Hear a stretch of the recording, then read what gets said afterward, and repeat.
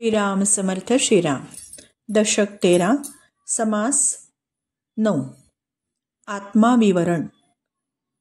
देह आणि आत्मा यांना एकमेकांवाचून गत्यंतर नाही, म्हणजे एकाशिवाय दुसरा काहीच करू शकत नाही.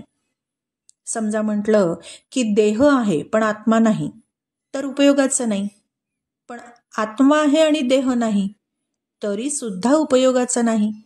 देह तर लागतोच काही कार्य करायला. असं म्हातारपणी जे शरीर असतं आणि विचार, म्हातारपणचे जे विचार असतात, हळूहळू या दोन्हींचा संकोच होत जातो. दोन्ही लहान होतात. मनामधल्या ज्या अनंत वृत्ती उठतात ते जीवात्मा बरोबर जाणतो. भूक, तहान, स्वाद, आनंद हे सर्व कौतुक देहाच्या द्वारेच जीवात्म्याचं होत असतं. देह आणि जीवात्म्याचा संयोग जेव्हा होतो तेव्हा विवेकाच्या बळावर तो त्रैलोक्याचा ठाव सुद्धा घेऊ शकतो. इतकी या दोघांची ताकद आहे. एकाशिवाय दुसरा करू शकत नाही, पण हे दोन एकत्र आल्यास त्रैलोक्याचा सुद्धा ठाव त्याला घेता येतो.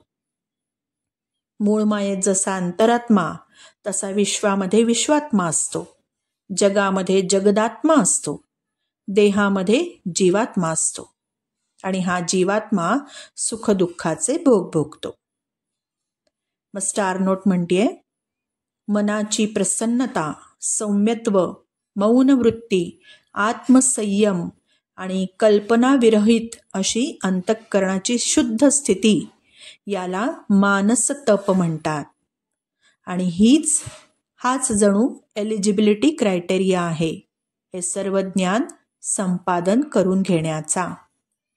श्रीराम समर्थ श्रीराम.